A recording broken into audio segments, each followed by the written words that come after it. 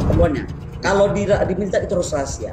Yang terjadi sekarang, polisi kita itu menjadi militer. Seharusnya menempatkan Kapolri itu sejajar dengan tidak sejajar dengan pejabat politik.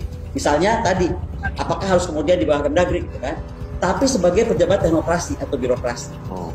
Ada argumentasi klasik Profesor Kiki misalnya menyampaikan anggaran dari mana kalau mau berubah itu.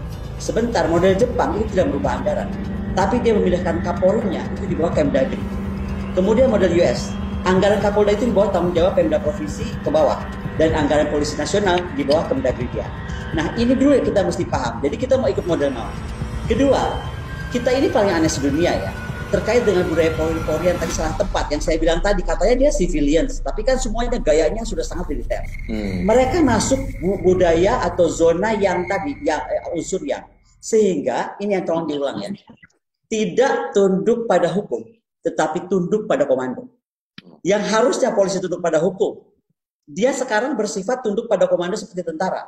Makanya kasus Sambo ini memperlihatkan kesalahan sistemik. Karena tadi dia merasa dia itu udah seperti militer gitu loh. Dan ini terbentuk mulai dari kepangkatan polisi. Saya mau bilang ya, misalnya pangkat polisi disamakan dengan TNI. Ya kan, coba kita lihat. Namanya aja beda, levelnya sama. Bintangnya 4, 3, 2, 1. Padahal pangkat polisi itu sederhana banget kalau kita lihat. Komisaris, letnan, kapten, sersan, officer. Finish. Pressings atau polsek itu dikepalai oleh kapten. Sersan itu untuk detektif dan ada officer untuk tugas polisi. Jadi naik pangkat itu dengan ujian dan jam kerja atau jam terbang. Iya kan? Dan itu yang sebenarnya nggak ada juga harus merasa jadi kroco di kepolisian.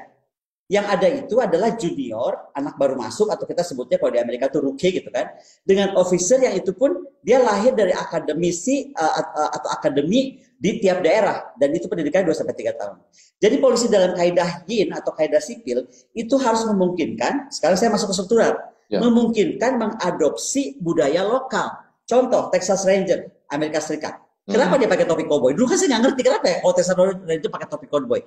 Karena dia polisi civilian yang mengadopsi budaya lokal. NIPD kental dengan budaya imigran asal Irish, maka mereka pakai trompet tuh ya kan kayak Irlandia gitu.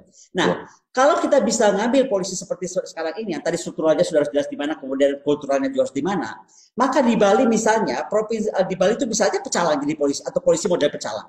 Di Jawa Tengah bisa aja polisi itu pakai belangkon. Di Papua bisa aja pakai bulu-bulu apa nih saya nggak ngerti. Kalimantan taruh orang sayap lah di topinya gitu. Atau polisi